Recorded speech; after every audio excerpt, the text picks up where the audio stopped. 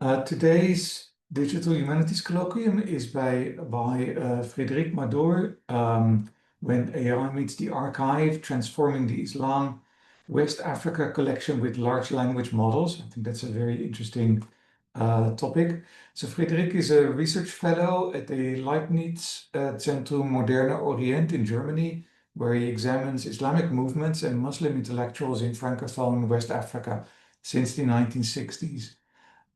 His research focuses particularly on educational institutions as sites of religious mobilization. Digital humanities approaches now form a significant dimension of Madore's work, and he is developing the Islam West African collection, employing computational methods and AI workflows to analyze this vast corpus and transform findings into accessible data visualizations. And I think his presentation today is on that as well. I'll stop my share, and then Frédérick, you can take over. Thank you, Menno. Good morning, everyone. I'm very glad to be here. Let me try to share my screen. Okay. So can you see the slides? Yes? Yep, I can see the slides. Okay. So again, good morning. I'm very glad to be here.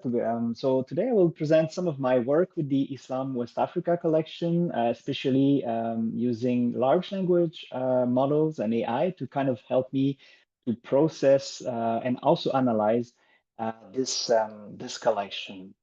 So as you are all aware, I assume, generative AI has entered our classrooms, research practices, and public debates about the future of knowledge over the past 2, 3 years.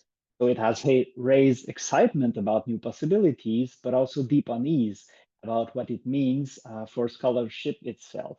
So its history, in particular, my discipline, has been sometimes identified as being especially vulnerable, with some provocatively claiming that we may be witnessing the final generation of historians. On the one hand, large language models like ChatGPT can translate, synthesize, and process vast amount of data in a fraction of time and effort. But on the other hand, their probabilistic nature means that they cannot replace the critical thinking and interpretive nuances that characterize human scholarship, at least for now. These tensions are particularly evident in the world of archives and digital collection. While AI offers powerful tools for preservation, discovery, and large-scale analysis, it also raises concerns about bias, privacy, and opacity. In Africa, where digital humanities have often been limited by resources, the recent democratization of AI, including Chinese open source models, has made advanced tools more practical and accessible worldwide. But however, key challenges remain, such as ensuring equitable access, supporting African languages, and developing culturally sensitive frameworks. So the Islam West Africa collection, or IWAC for short, which I've been building since 2018, provides a concrete test case for some of these debates. So through this collection, I've been experimenting with AI pipelines for processing, analysis, and retrieval. So in this talk today, I'll walk through 3 interventions that highlight both the promises but also the limits of these tools. So first of all, I will introduce you some of my AI pipelines for document processing, so mainly OCR and entity recognition. Second, I will present you a small experiment about sentiment analysis of press portrayals of Islam and Muslims. And third, I will, hopefully, if it works, I will present you an AI chatbot for more natural interaction with the collection through retrieval augmented generation. So together, these 3 interventions or examples showcase both the promises and the limits of applying LLMs in this domain. And importantly, I think the workflows that I'm testing are not unique to Islamic and African studies. I think these pipelines can be also very useful for many social science scholars working with large and sometimes complex collections that could also adapt these pipelines for their own research. Before turning to these concrete examples, I just want to briefly acknowledge this kind of paradox or ethical issues and environmental issues. Because I think AI can solve urgent problems for African archives, missing metadata, unprocessed collections. But at the same time, it brings serious concerns. So I mentioned already opacity, algorithmic bias, and especially the environmental cost of large-scale computation. Frameworks like minimal computing and digital sobriety push us to ask how efficiency and responsibility can be balanced in digital scholarship. But fortunately, recent developments, lighter open source models are helping reduce both financial and energy costs, making AI more practical for resource constraint settings.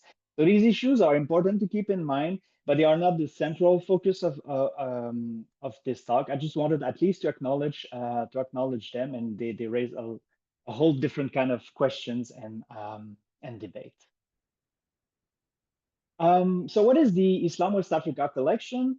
So this collection grew organically, I would say, out of my research rather than as a pre-planned digital project. Since my master's in 2013, I spent years collecting, scanning, and digitizing newspapers, uh, articles, and publication about Islam and Muslim in Francophone West Africa. I also archive Born Digital News with the Wayback Machine. So I kind of wanted to challenge a common bias in African digitization project, which often privilege manuscript in the case of Islam. By focusing on newspapers, pamphlets, and born digital sources, I wanted to underscore the importance of modern print culture for understanding contemporary Islamic history. And I also wanted to address access divides by kind of consolidating dispersed sources from 9 archives across 6 countries, including Germany and the USA. So the first step was the Islam Burkina Faso collection, launched in 2021 while I was at the University of Florida. And then over the years, up to 2023, with the support of ZMO, my current institute, the project expanded into the Islam West Africa collection. So at the moment, you have the link there if you want to browse it. So there is now more than 14,000 items, so mostly newspaper articles, archival documents, Islamic publications, but also photographs and audio and video recordings, as well as bibliographical references on Islam in West Africa. So it's mostly about 6 countries. So Burkina Faso, Benin, Niger, Nigeria, Togo, and Cote d'Ivoire. Most of the documents are in French, but there are also some in Hausa, Arabic, Dendi, English, and other African languages, but mostly it's in French. So open access, it's also open access. Everything is free of access. There's no um, paying fees to access it. But it also meant that I needed to negotiate the copyright carefully. So most newspaper editors or publishers agreed to contracts for educational use. In the case when permission was refused, I published the metadata only. So maybe I can show you very briefly the website. I'll stop sharing and go back to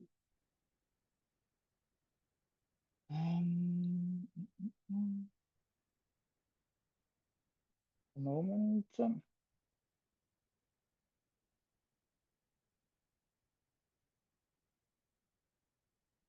So there you go. So this is the, can you see the website? I don't see it yet. Because it's kind of a blank page actually. Now Yeah. I can see it. Yeah. Okay. So as you can see, I mean, I don't want to spend too much time on it because I mostly want to focus on the use of LLMs, but you can browse by country, for example. So you have all kind of facets, like the type of document, let's say the newspapers, you can browse for by different years, location, you can do a full text search if you want.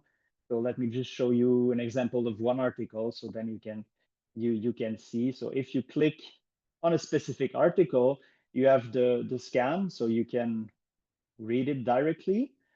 Or you have, and you also have like extended metadata about the author, the date, the abstract, some kind of subject keywords, the spatial coverage, the location that were mentioned, and you can also see the full OCR. So I know it's a very quick overview, but you can just type it on Google and you will find it, Islam West Africa collection. So as I said, it's basically like you have all those elements. So I don't want to spend too much time on this. So I will go back to my PowerPoint. Yeah.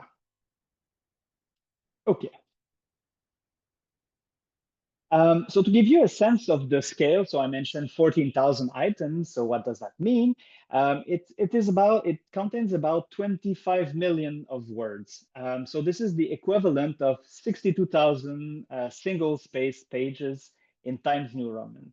And that's only the public side of it, because my private database also contains 1,000 more documents and possibly millions of additional words.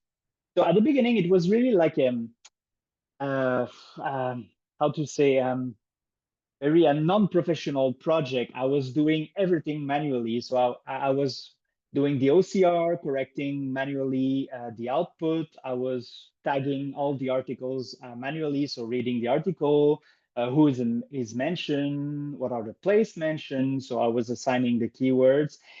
And at the beginning, it was okay, especially when I was working just on Burkina Faso. But as soon as I started adding more and more content, more countries, manual processing became absolutely unscalable. And this is where the automatization becomes essential. So, and especially with the rise of LLMs, I examined what can I use or how can I use those tools to become more I would say more efficient, because the thing is I don't have a whole team with me. I'm the only one working on every aspect of this project. So this is, as I said, this scale problem is exactly why AI became is indispensable. So I've built AI powered pipelines to automatize OCR quality check, do entity recognition, and text summarization. So from what I understood, the slides will be posted online. So you have the link. So if you want to go to my GitHub page, you will have all the pipelines. But I don't want to go into the technical details, but just to show you the possibilities that you can do with LLMs. So the first thing is really about optical character recognition, or OCR. So this is very essential, because if you have a database of thousands of scans, if you don't have a good OCR, then the users won't be able to find the relevant documents that they are looking for. The challenge with newspapers is really first recognizing the characters, but also restoring the reading order. So the layout analysis for a human reader, it's quite easy to determine, okay, you have to go to this column, and then the next one is this column, and so forth. But for kind of traditional OCR engine, it is something very difficult, and you might end up, as you can see on the slide, so you can see the reading order that was determined by Google in that case. So you can see it's completely messed up, because sometimes a column starts higher than another one. So the engine will consider, okay, this must be the next one before this one. And this is very problematic when you want to have a clean OCR from the newspaper articles. So LLMs are very interesting in regarding that aspect, because unlike traditional OCR system that works at the character level, LLMs apply language context to infer meaning, even from degraded signals. So I built a pipeline with Google Gemini. I think Google Gemini, from my experience, is really the best one to perform OCR. So as you can see on the slide on the right, I have a very kind of extensive prompt to very give clear instructions. to tell the model to kind of preserve the names, restore diacritics, recognize the structures with the paragraphs, and even flag uncertainties. So I can ask the Gemini, for example, to flag the ambiguous terms in brackets, for example. So then I can manually check and correct the recognized word. So as you can see, I just put some example. So this is so I basically what I did is put the rough OCR that was extracted by traditional engine, and I asked the LLM to correct it.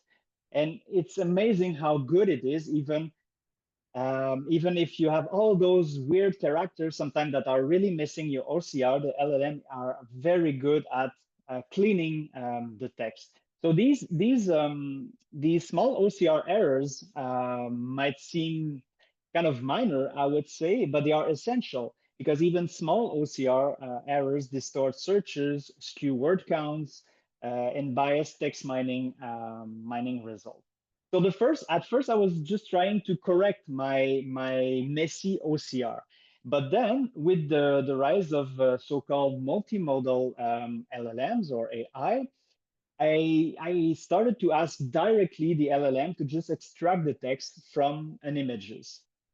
Because these models can read visual cues, so font, block position, captions together with the text.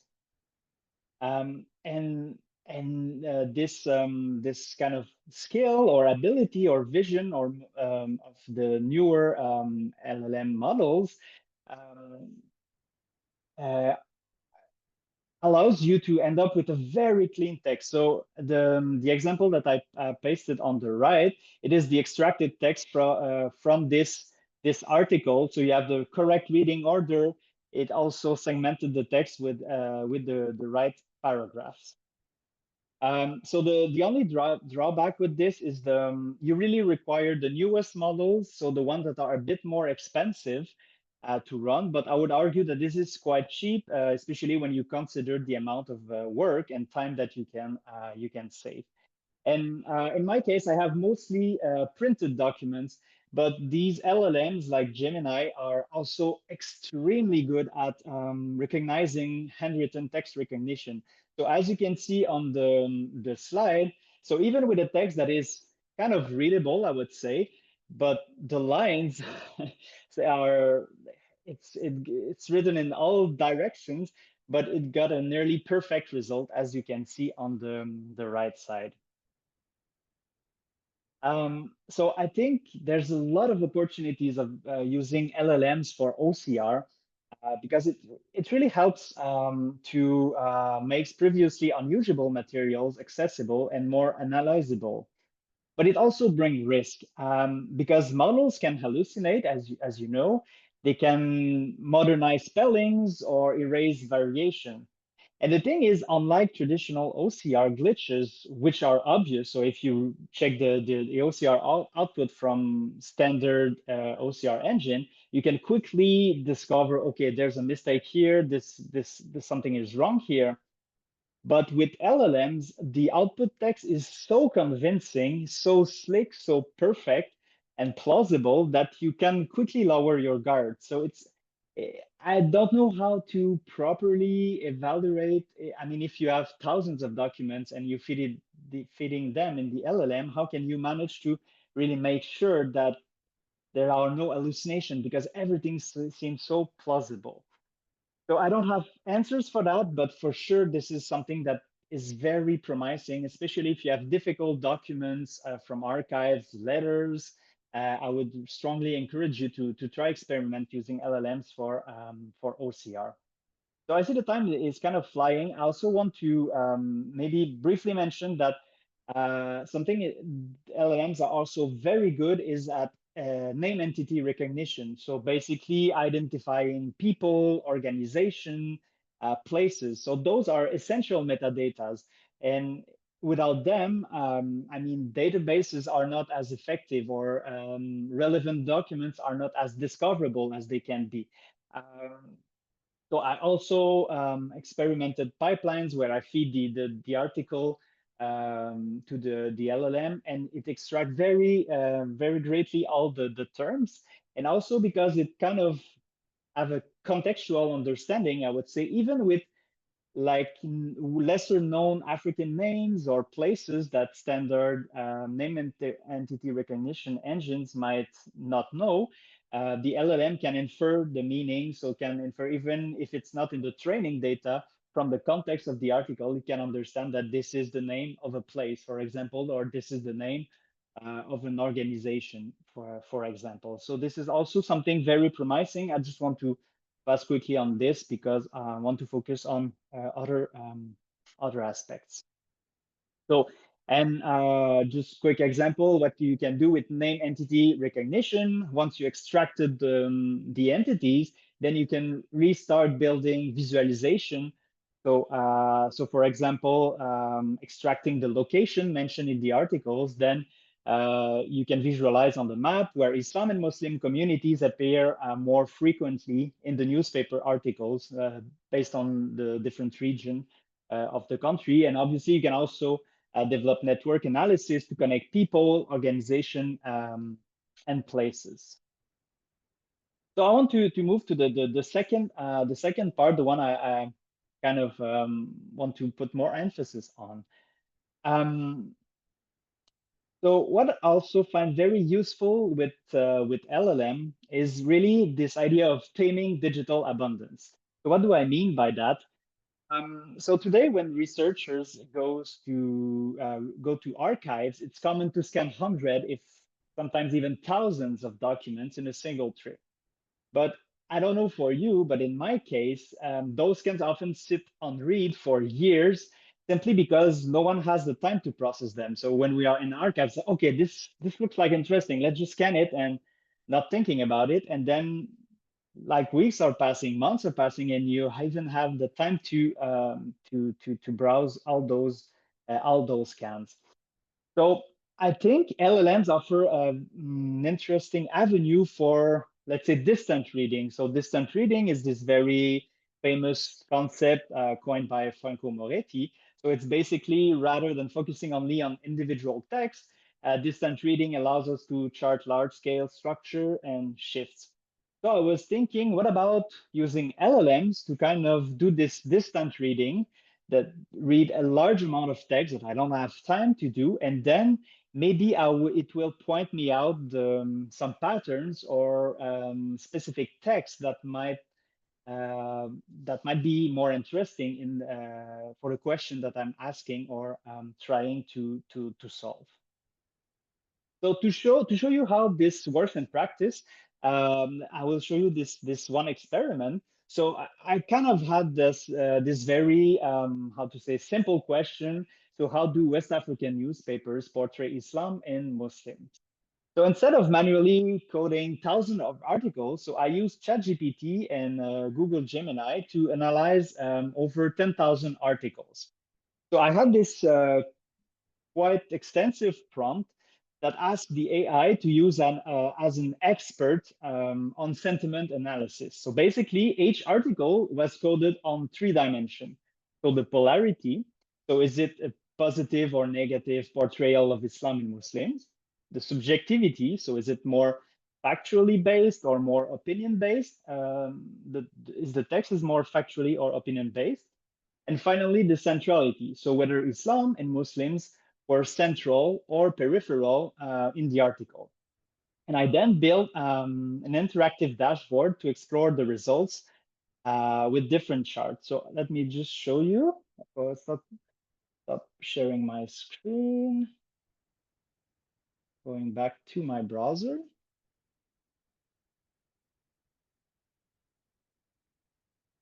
Okay, I think you can see the dashboard. So this is an interactive dashboard showing the result of this analysis. So there are several type of charts or visualization that you can see. So you can see this is a very simple one. So the polarity distribution by newspaper. So whether the articles are very positive, neutral, negative, or very negative. So at first we can quickly see that most articles from the corpus are kind of relatively positive or very positive. So you can see the distribution of the subjectivity by newspapers. So I included several facets. So if you're really interested on just the articles that are very positive, and which Islam and Muslim are very central, then you can see so you can see it changes the visualization according to the facets. So there are several facets. So the trends, so the sentiment over time. So let me just reset the facet so you can see the evolution of articles over time by sentiment.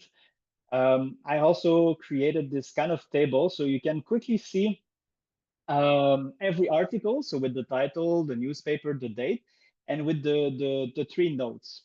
And what I found kind of interesting, I also asked the LLM to not just attribute a note, but also give a justification. So for example, if you click on this article, then you can see, okay, this is the title of the article, publication date, and you can see, okay, it's in French, unfortunately, but let's say the sentiment polarity of this article is very positive. So it says the article is presenting the Islamic, I think it's a TV show, and its content in a manner extremely favorable, underlining its success and acceptation or well reception by the public. And for each criteria, you always have this explanation, and you can see if you want to check by yourself, you can click and you will end up on the page of the article. So if you want to see by yourself. And interestingly, I also had this idea of comparing the two models. So you can compare each article, so how they were rated by ChatGPT and Gemini to see what could have been different, or maybe it also highlights the more difficult cases, the case that there might be irony or there might be some contextual understanding needed to properly understand the content of the article. So this way, it's kind of a way of seeing quickly which article might be interesting to read, or at least from this huge content. I can even also see what are the terms that are mostly associated with very negative presentation. So obviously, if we have very negative articles, so we have expected keywords such as radicalization, terrorism, jihadism, for example. So let me just go back to the slides again.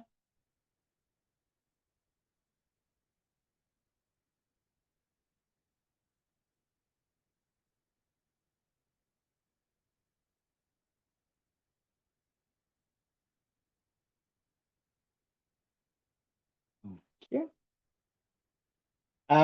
So I would say I could discuss the results for quite some time, but I really want to focus on terrorism coverage, and I find the findings were quite striking, I would say, because as I very briefly mentioned, most articles using terms like jihadism, terrorism, or radicalization often frame Islam very negatively.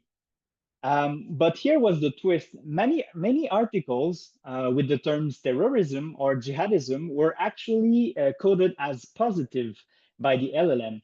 So I was quite intrigued. So reading the justification of some of these articles, it was basically the articles explain the LLM mention or explain or justify that these articles explicitly distinguish violent extremism from authentic Islamic practice, portraying Islam as a religion of peace, tolerance, and humanism.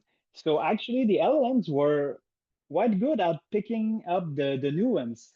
So surprisingly, a lot of articles about jihadism and terrorism were noted as positive. So I find it kind of interesting this nuance, because if you would have used, or if I would have used kind of normal algorithm of sentiment analysis, obviously these articles would have been noted necessary as negative, because there will be words, very strong connoted word like violence, terrorism, but the LLM kind of make this distinction. Okay, no, this is not about Islam. Islam is this and that. So this is positive in the words of the author.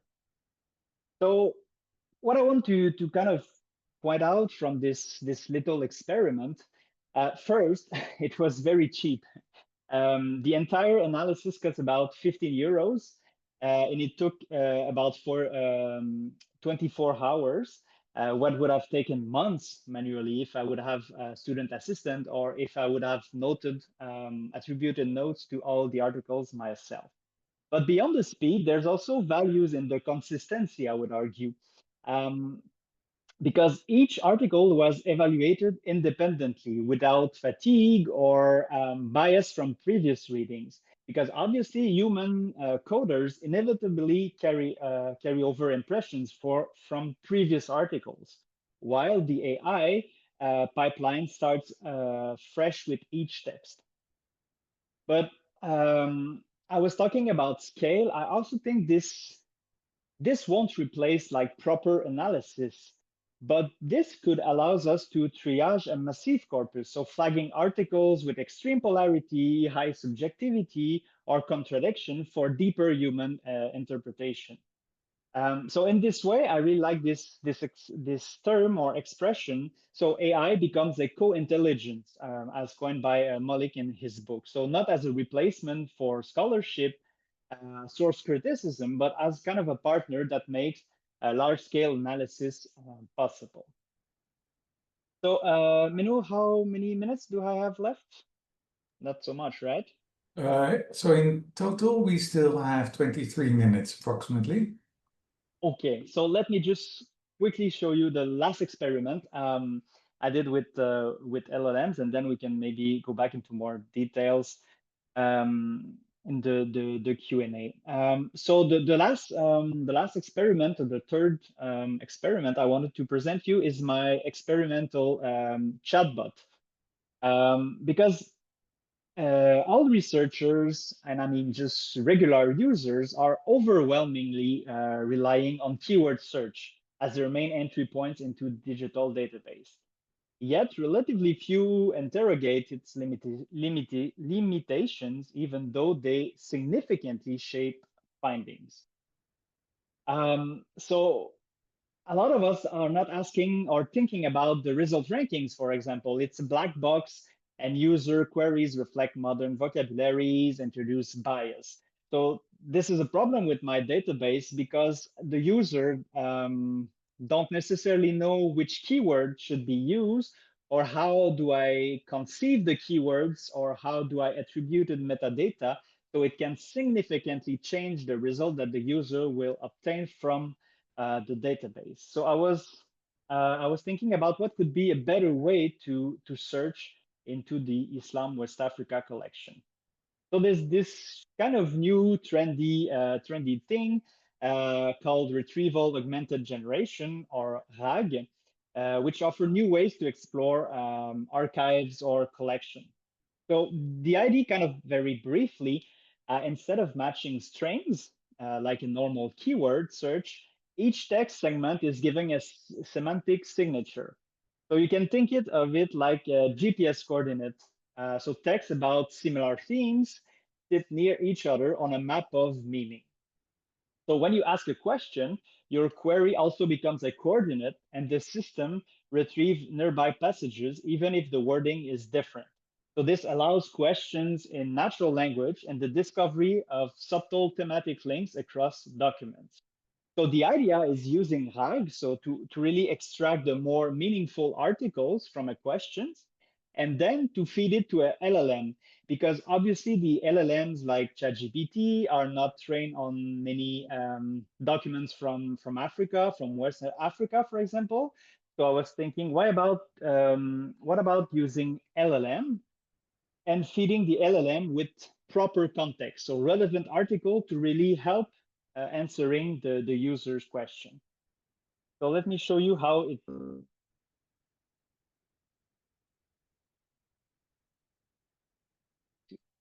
share again my screen.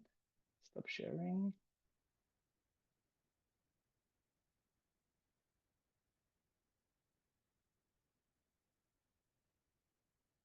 So this is the interface. So I really hope I won't get disappointed in front of everyone this morning. So basically, the idea, you can select the language model.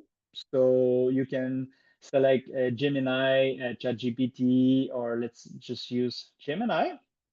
And then you can ask your question in natural language, I would say. So tell me about the problems in the organization of the pilgrimage to Mecca in Togo. So then press send. So then the system is, as I mentioned, is converting my question in this kind of semantic coordinates. It will check in the database which are the most relevant newspaper articles regarding this question. And then it will feed the LLM, so Gemini in that case, all the relevant articles with the user question, and the LLM will eventually answer. So it takes a bit of time, so hopefully it will go quite quick. And the advantage of this method is, as you will see on the right side, you will have all the sources. So you know exactly what are the sources that were fed to the LLM to generate the answer. So I'm still hoping it will come. Yes, thank you. So as you can see, so you have all the sources, and you can see it's quite relevant because if you look at the titles, I can kind of briefly translate it. Searching the best condition for organizing the pilgrimage to Mecca, and you have pilgrimage to Mecca, so you have all those articles. Some of them are not very relevant, so I still have to tweak the algorithm. But you have this kind of answers, and sometimes it's quite interesting because you see you have something more analytical. So instead of just having results, you have the LLM trying to get sense or analyze all the newspaper articles to provide you this kind of overview. So it's in French, so we won't spend too much time, but I find it usually it's quite good, I would say, because there are less hallucination because we have kind of the system is kind of providing a carefully curated context. And in the prompt, I also tell the LLM, so don't use your external knowledge, use only the knowledge from the Islam West Africa collection, the articles that you were provided with. So then you end up with some very interesting overview. And I think for someone who is also approaching the database, it's a nice way because sometimes it's a bit intimidating. You have 14,000 documents, you don't know what keywords you should use. And then you have this kind of different way of exploring the database. And I think this is something I would like to implement. It's still experimental. It's not online yet, but I think it's something interesting as an entry point for the database because I want the database not to be only just for expert, but also the general public. So I think this can provide an interesting way of discovering the database. So let me just conclude.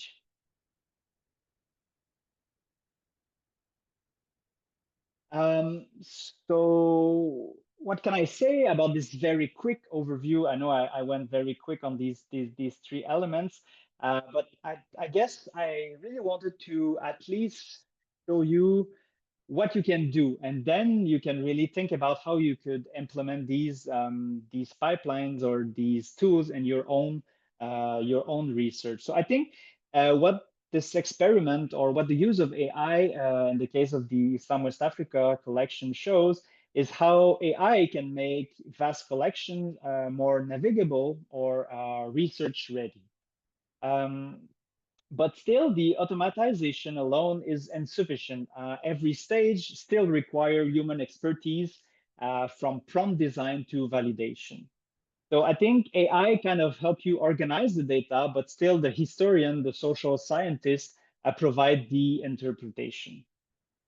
So I think this reflects kind of the division of labor. So AI is as a powerful assistant, but not a replacement for analytical judgment. So obviously, ethical challenges remain central, as I mentioned, algorithmic capacity, embedded biases, and reproducibility all threaten scholarly standards. But I think we can kind of mitigate this by preserving original sources, documenting transformation, documenting the pipelines, the prompts at every critical points of the pipeline.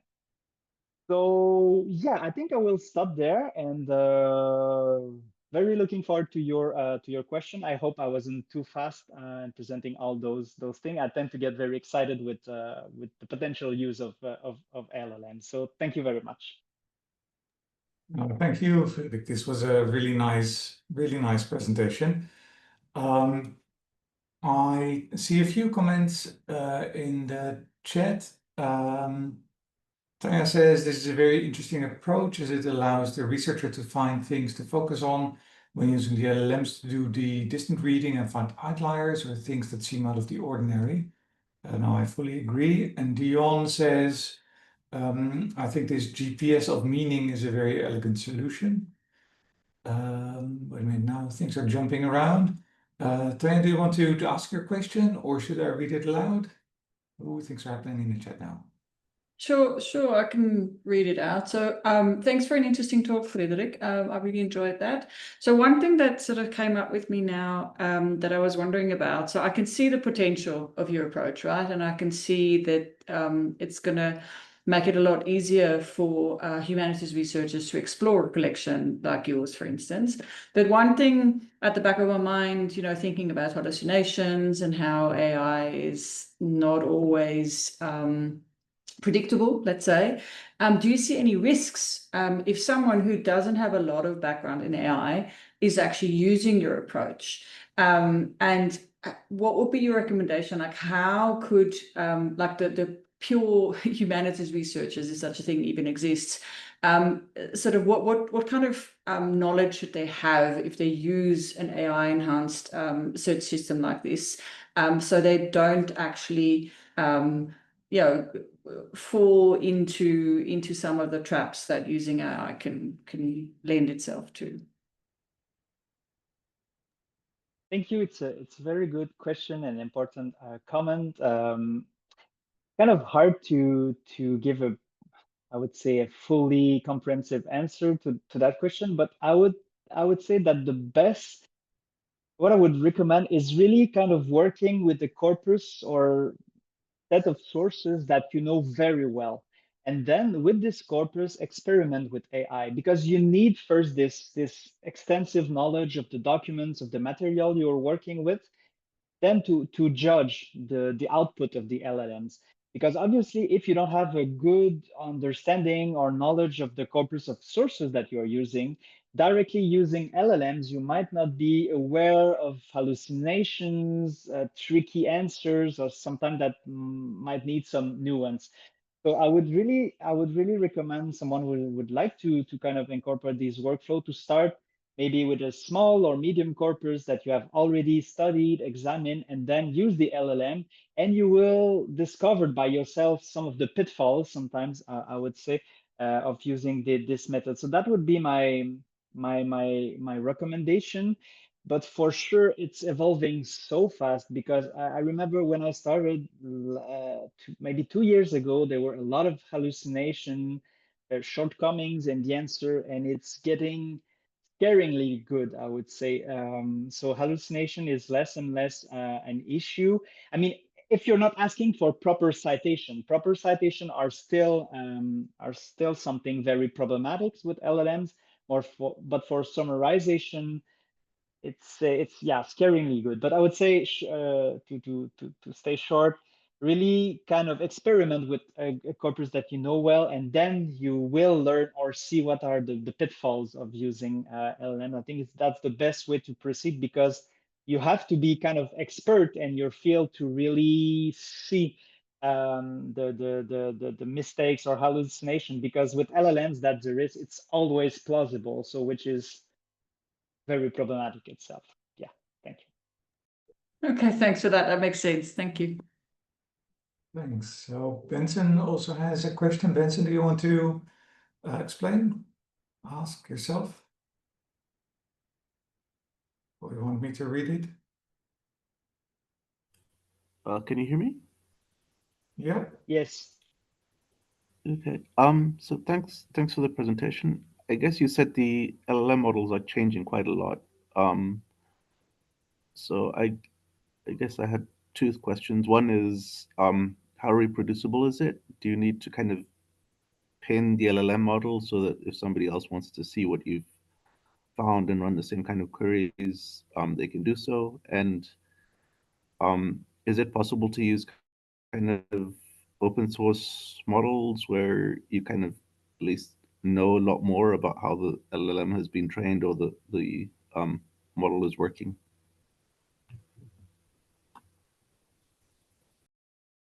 Thank you for your question. Yeah, I think reproducibility is very problematic with LLMs, obviously, but I think at least some basic things are essential because I kind of notice some people are sometimes when they are documenting their use of LLMs, they're just mentioning, okay, I use ChatGPT, I use Gemini, I use Claude, but this is very unclear. So I think at least every scholar should really document which exact model was used, what the prompt is, because the prompt makes a huge difference. So if you kind of want to have some reproducibility, document the exact model, the settings also, because if you use the API of LLM, sometimes you can change the temperature, for example. So with a high temperature, it's more creative, but also more prone to hallucination. If you use a lower temperature, it's more deterministic, but less creative. So all those elements must be documented and the exact model. So then I think this is the best way to kind of allow some kind of reproducibility. In the case of open source models, the thing is you need a very powerful computer. If you don't have a GPU on your laptop or your computer, then you have to use like small models. I mean, they are improving super fast, but they are not as effective as the bigger model, the commercial model. So that's kind of one of the problem at the moment, but it's also evolving super fast. So hopefully, maybe in 1 year, 2 years, the small models that can run on your laptop will be very good. And I think it's also a best solution of using open source model instead of commercial version. So this is really something that should be taken into account. Thank you. Great, thanks. I see Marika also has a question that kind of links with Adam's next question as well. Marika, do you want to ask your question?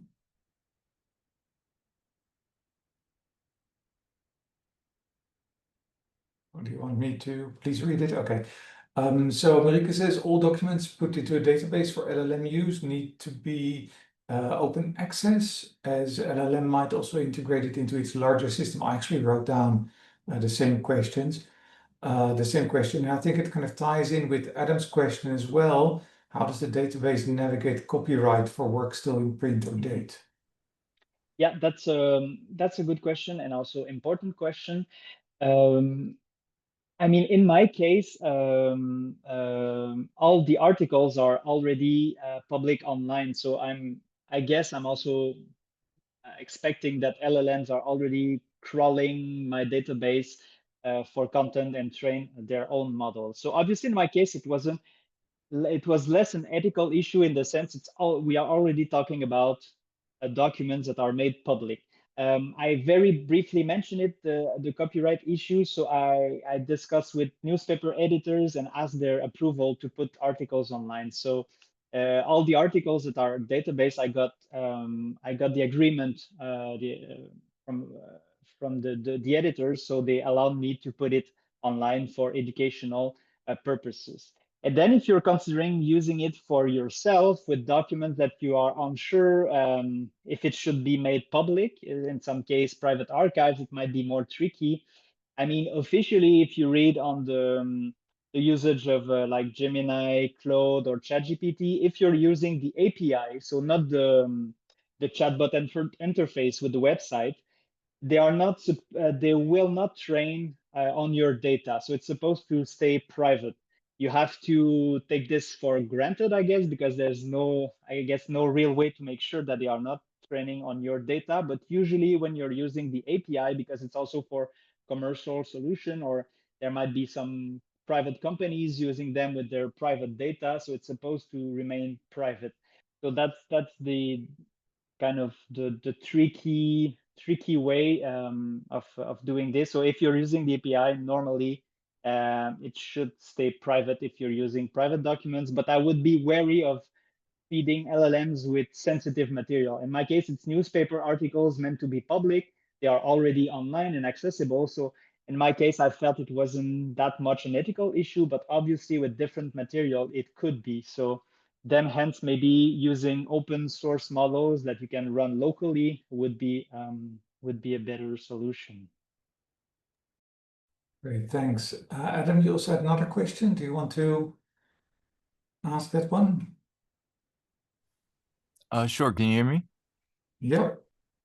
So I'm curious about, I guess I saw that you were just running this locally now, but how are you thinking of serving this to the public? Are you worried about the cost of paying servers for when your website gets very popular, especially with a really sexy RAG? Yeah, that's that's a good question. That's why also it's still not available public. My idea was, at least at first, it's a Docker image, so you can easily go on the GitHub, my GitHub page, install the interface and run it locally on your laptop and use your API keys. So then there won't be any additional cost for my institute or myself. So that's one thing. But I was considering maybe just having this RAG system without the LLM, so just this semantic meaning. So this is not very intensive, computationally intensive, so that this could easily run on the server of my institute. But that's the thing, we don't have a big IT infrastructure. If I was with the British Library, maybe, then it would be possible to make this thing public. But at the moment, it's still a small scale project, so I don't know if at some point it will be accessible to everyone, but at least using the GitHub page, you can install the Docker image and run it on your computer. It's still a very technical solution, but yeah, I don't know how I can incorporate it in the future, because as you're right, I mean, there could be a very high cost of running these things on our server. Thank you. Cool, thanks. Sanyan, you also have a question? Just want to quickly ask about I saw that you implemented IIIF, and I just wonder if that made any changes to your workflow. I know it's not quite an AI question, but maybe. Yeah, thank you for the question. I would just say basically, I think it's I use it mostly because I know a lot of users are coming from West Africa with bad internet connection, and with the universal viewer and the IIIF protocol, every images are tiled, so it's more effective. So the website will just load the specific kind of zone that you have zoomed in, instead of having to load the whole image at once before showing you the scan. So I think it was mostly, I would say, for a practical solution for scholars and colleagues and the public in West Africa, or with bad internet connection. So that was mostly why I decided to implement it. It wasn't very much impactful in my whole workflow, I would say. Cool, thanks. Aureen, we're also almost running out of time. But Aureen, you have a question? Do you want to go ahead? Yes, can you hear me? Yeah. Yes. Hi, I was wondering how, if you have any ideas of how you'll further evaluate the OCR output. I remember earlier you mentioned that you wouldn't know how to possibly do it because it's so many pieces of data, but I was wondering if you had any initial ideas. Yes, thank you.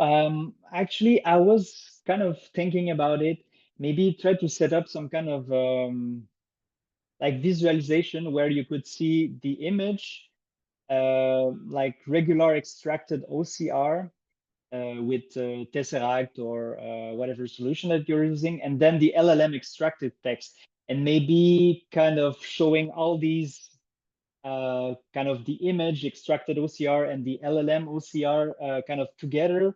So then it would be maybe more easier to highlight the discrepancies. So the reader of or the user could have a quick look at it.